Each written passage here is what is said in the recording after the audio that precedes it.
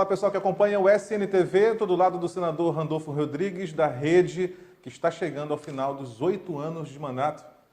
Prazer, recebendo a Celes. gente aqui na sua casa. Eu que te agradeço. Está mais uma vez no Celes Nafs TV e agradeço o espaço democrático que você possibilitou ao longo desse tempo, não somente para nós, mas para os diferentes agentes políticos aqui do Amapá poderem falar com o povo amapaense no meio de comunicação, no blog, que com certeza se não for, ou é o mais visto do Amapá. Bacana, muito obrigado. Tem um esforço enorme, né, e não só meu, mas de uma equipe toda que está por trás alimentando, atualizando o site 10, 15 vezes por dia. Isso dá um trabalho danado de domingo a domingo, mas a gente tem conseguido fazer e colher bons resultados. Isso tem se refletido na audiência. Bacana.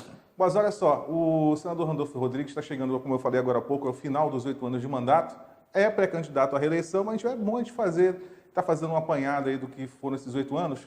Pois é, a gente tem uma relação aqui de, sem citar nomes, né, o Amapá já teve outros senadores ao longo das últimas 2 décadas, né, 3 décadas. Então, o Randolph apresentou no Senado 129 projetos.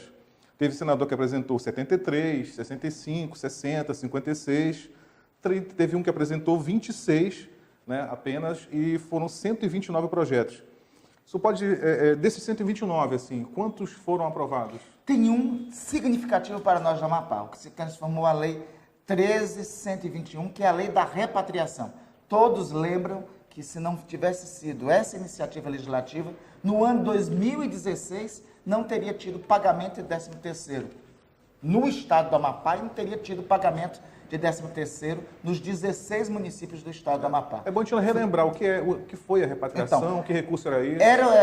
Foi a lei de repatriação de ativos no exterior. A ideia surgiu da CPI do HSBC, foi uma sugestão do professor Heleno Torres, que eu julgo o melhor tributarista do país. Nós transformamos em projeto de lei e naquele ano ela foi fundamental, primeiro, para enfrentar o déficit fiscal das contas do Estado brasileiro e principalmente porque colocamos um dispositivo lá que parte dos recursos que estavam disponibilizados no exterior em formas de ativos seriam repatriados para o Brasil, não somente para a União, mas para estados e municípios. Esse dispositivo possibilitou que parte dos recursos, na verdade 30% dos recursos, fossem disponibilizado para os governos estaduais e para os governos municipais. Eu lembro que esse recurso veio num momento assim que o Amapá mais estava precisando mesmo, ano né? 2016. Não tinha perspectiva de pagamento. Lembremos que 2016 foi o mais grave ano da crise fiscal. Chegou ao final do ano, as prefeituras municipais não tinham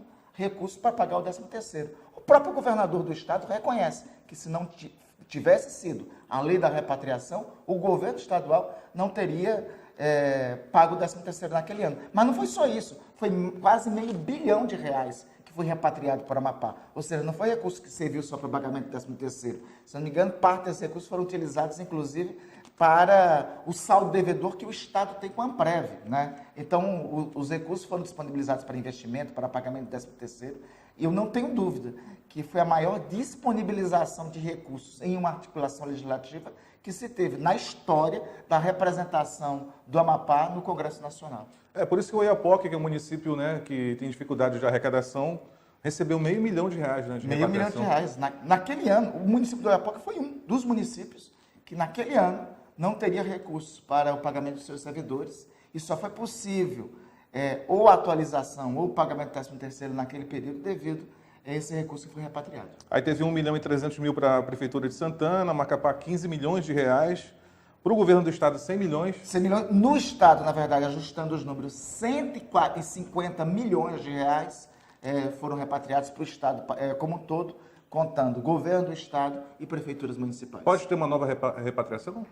Desde que se tenha uma nova lei para isso, né? A repatriação parte do princípio seguinte: muitos brasileiros têm recursos localizados no exterior por diferentes razões, às vezes pela instabilidade da moeda, pela instabilidade econômica, outras vezes também por razões não republicanas, né? Embora a lei tenha dito lá em alto e bom som que recursos de origem lícita, né? O Brasil tinha 2 alternativas diante disso: dar como perdido isso ou estabelecer uma negociação com esses para que o recurso voltasse. Nós entendemos que o melhor era a negociação. Tanto foi melhor, que o Brasil sanou parte do seu déficit fiscal naquele ano de 2016, com isso, e os estados e municípios puderam equilibrar suas contas públicas. Pois é, mudando de assunto agora, a transposição está acontecendo, está em andamento, né? A segunda transposição, né? A primeira foi a emenda constitucional 79, né, Célis, e agora a emenda constitucional 98. A primeira transposição, a emenda 79, está conclusa. Ela representou a transposição para o quadro da União de quase 1.600 servidores do estado do Amapá, outros tantos do município de Macapá. O mais importante, tem milhões de reais que ingressaram nos cofres do estado, das prefeituras, com a transposição. Mas o mais importante, Célis, é informar que, por exemplo, tem servidor da Prefeitura Municipal de Macapá que na prefeitura recebia um salário médio de R$ 1.500 a R$ 2.000. Hoje tem um salário médio de R$ 5.000. Com a transposição, foi possível dobrar o salário de muitos amapaenses, né? Mas não foi somente dobrar o salário de famílias amapaenses. Veja, esses são recursos da União que entram aqui mobilizando nossa economia e esses recursos são para o nosso comércio também, né? Com certeza. E ao mesmo tempo, poupando recursos das prefeituras e do governo do estado do Amapá, né? Tem um levantamento aqui na Prefeitura de Macapá, nessa primeira, acho que foram 458 servidores,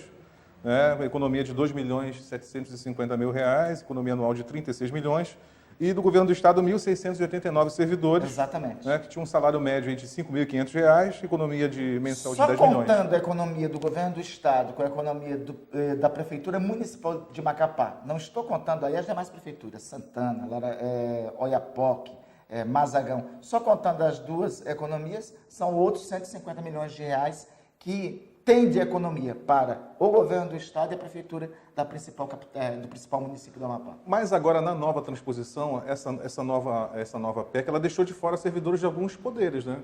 Dos tribunais, por exemplo. Estamos lutando por isso, Célis.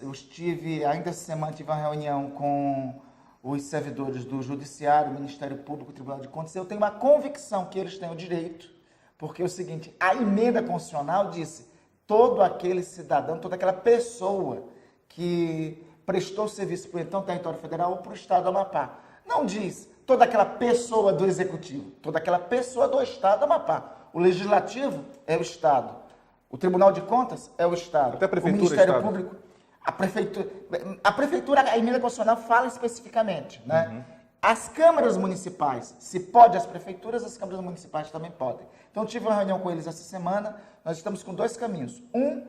A emenda constitucional estabelece, mas foi o presidente da República que vetou. Então, nós vamos iniciar uma mobilização para derrubar o veto do presidente da República. Segundo, já tem decisões judiciais, no caso de Rondônia, na primeira instância, favoráveis a servidores do Judiciário, do Ministério Público, do Tribunal de Contas. Se já tem decisões judiciais favoráveis, então é possível avançarmos com decisões judiciais no mesmo sentido aqui na Justiça Federal do Amapá.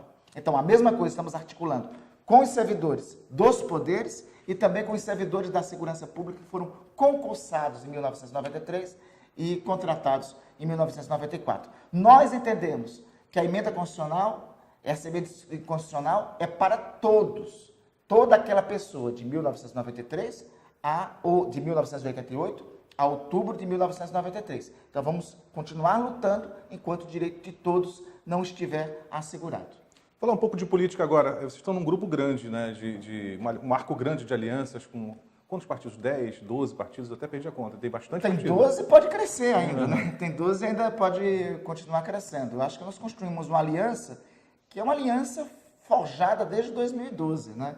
É importante lembrar, Sérgio, eu fui eleito há 8 anos atrás, quando o povo amapaense me designou para Brasília, eu estava isolado no PSOL, embora aliançado com a candidatura de Lucas, naquela época, ao governo do estado, mas estava isolado no PSOL. Nós construímos um marco de alianças que começa em 2012, com a eleição de Clécio à prefeitura, se amplia com a eleição do Davi ao Senado em 2014, se amplia ainda em 2016 com a reeleição do Clécio, e chega aí agora a um grupo amplo, que tem o seu núcleo na coalizão que governa a Prefeitura de Macapá. Pois é, o pessoal está nesse grupo ou não?